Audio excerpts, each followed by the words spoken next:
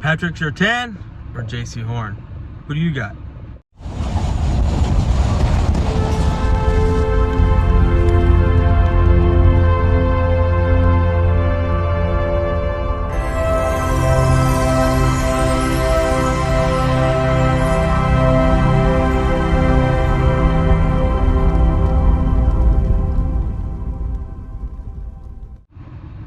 What's going on YouTube? It's your man Boy's Life coming at you with another video. So before we get into this video, before we get into who I think and what's going to happen here, there, whatever, before I get into that, I want to say simply to Eagle fans, go fuck yourself. All of y'all are butthurt, not all of y'all, you know, the little bitches of the group are all butthurt because I said I'm going to lump all Eagle fans in together. Because if a Cowboy fan, you have one faggot, some fucking dude that sounds like a complete douchebag when he speaks, talking about if a Cowboy fan did it, I wouldn't make a video.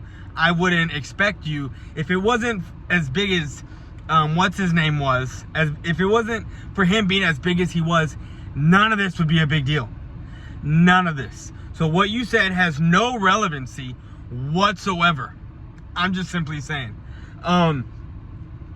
So Eagle fans are being bitches because of what I said, because they're being butthurt because I'm gonna lump them all together when it comes to Hate Week. And another one got saying y'all still do Hate Week, like he's too cool for Hate Week, because it's just, imagine being a guy that tries to sound so profound, so intelligent, and coming off as this scholar or whatever you want to call him, but he just sounds like a grade A douchebag. But anyway, I digress.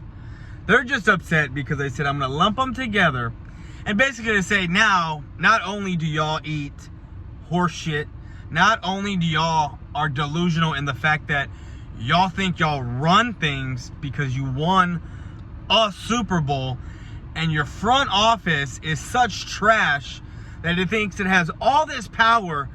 Because of that Super Bowl, you try to change the framework and the tradition of Thanksgiving. Now that I'm going to lump y'all and say, now you have this stigma of being pedophiles, you know? The P word, I don't know if you can say that. I mean, I'm not a big YouTuber, so it probably has nothing against me. But anyway, they're just upset. Why are you upset? Why does it matter? Why would you get upset about it? There's fucking, so I'm coming across, I'm in my news feed, right? Just flipping, just, what videos? Like, I'm not even on my subscriber page. This is the recommended stuff. Like, oh, you watch this video, so here's this video. Maybe it'll pique your interest. I still haven't watched the video, and I'm not going to, because it's not worth my time.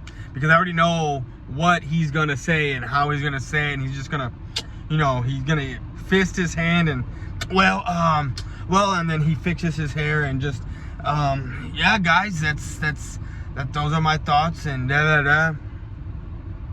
Get out of here. Get out of here. And then you have another dude telling me I lost respect for you. Aren't you underage as well? Like, I'm surprised EDP wasn't going after your fucking underage ass. And then we already talked about the other guy. But anyway, it just cracks me up because these three guys are so butthurt about it that it makes me laugh.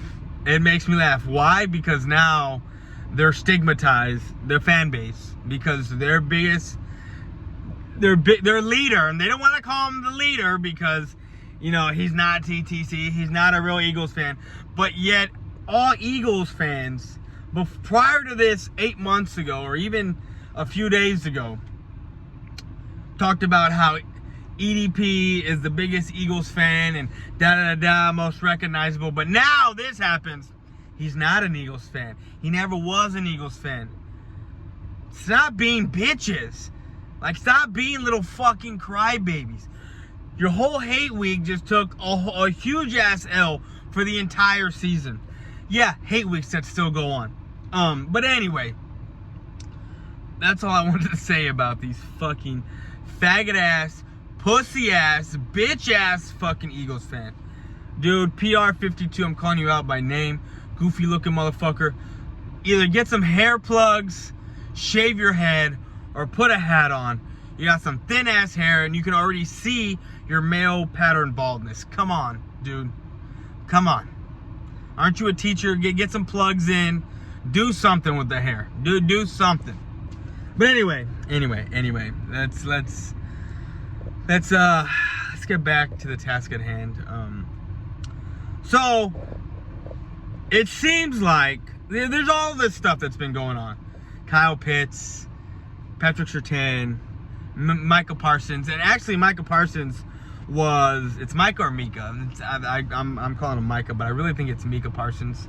But anyway, I don't know. Anyway. And I really think Parsons was just a fan discussion. I don't think the Cowboys actually talked about drafting him. So if he doesn't get drafted, we shouldn't be surprised. But with what's going to be on the board at being at 10, there's going to be a lot. J.C. Horn and Surtain. People were talking about Caleb Farley. That has gone out the window just because of his injury problems with his back. And I don't know if he has recovered from that to begin with. So it's Horn or Surtain. That's basically what it is. I wanted, excuse the lady back here. Anyway, I wanted Micah Parsons. That's who I wanted. I wanted Parsons. I think we needed help at the linebacker position. I think we could go out in free agency and still pick up a corner, a Richard Sherman who's still out there, and wait on the corner position a little more, until next year. Get that vet presence in there. Linebacker kind of is key now with Sean Lee, and thank God Sean Lee is gone. I'm happy about that. Yes, I'm thankful for him being a Cowboy and when he was on the field, but he was off the field too much for me. He was too much off the field for me, for my liking. Always hurt, never on the field enough. It is what it is. I'm not here to bash him. I'm just saying I'm glad he's gone. I'm glad he's retired. Glad he's done. But I think the the linebacker position is a little bit more pressing to me with a type of Sherman out there. Trade talks with New England or whatnot. They're not talking to New England, but rumors of them trying to get rid of. I'm drawing a blank on his name. Anyway, Stephen Gallimore. There you go. So I honestly think linebacker is a little bit more pressing for me at this point. But at 10, a lot of people have Pitts going number 4. I don't think that they would draft a tight end with the 4th spot, the Falcons, after they just signed Hooper to a big deal. I really don't. I could be wrong, but you just never know. I've seen mock drafts that have Penei Sewell getting drafted after 5. I don't think he makes it past 5 because of Joe Burrow. The Dolphins are going to need a receiver. The Lions are going to need a receiver.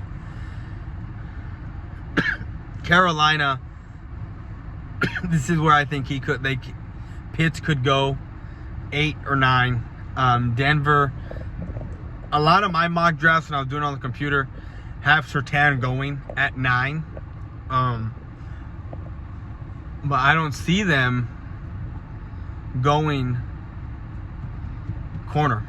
I don't. And then you have the Cowboys at 10, and it's either going to be, it seems like the building is divided. The Cowboys, down the middle with Surtain and Horn. And if you look at both of them, they're both very good on press coverage. Horn is very fast. Patrick Surtain is fast, or faster, I should say, than what was projected from what my understanding and my hearing, what I've heard coming from Cowboys camp. I've also heard that both of them, Horn and Surtain, need more off-the-ball coverage practice because they played a lot of press in college. They're both real physical. But I'm glad to say finally the Cowboys, look at this fucking this hair. Anyway, finally the Cowboys are looking for guys who can turn the ball over. That's what they're coming out of camp saying this year. We're looking for guys who can get turnovers. And you can't go wrong with either one. You really can't. You really can't, and either pick would be great, Surtain or Horn. I think Horn at 10, if Surtain is gone and you're looking at Horn, I actually think you can maybe, depending on who's on the board, drop back a few spots, pick up some extra picks for next year, maybe another first for next year, drop back and still get your guy at 13 or 14. And if not, I'm sure Parsons is going to be there. But I'm just wondering, who do y'all got? Who would you like to see? I know some guys would like to see Surtain. Some guys would like to see Horn. For me, I was on the Parsons train, who is a linebacker. And then when it came to corner, I just wasn't sure. I didn't hear about J.C. Horn until a few months ago. And I started to do my research. And this guy's fast and physical. And with what you have in the NFL, they're both savvy, Horn and Surtain. But like I said, they both need more off-the-ball practice in coverage. But when it comes to press and physical, and we're playing man, that's what they're used to playing. They're very good. Both of them are very, very good. So it seems like an even draw. Maybe with Horn beating Surtain out slightly. From what I've been hearing, especially with the speed, and we all know that NFL is speed. So with that being said, before I go, if you make to the end of this video, like, comment, subscribe to the video if you like what you hear. But anyway, that's what I got. Those are my thoughts. I'm out.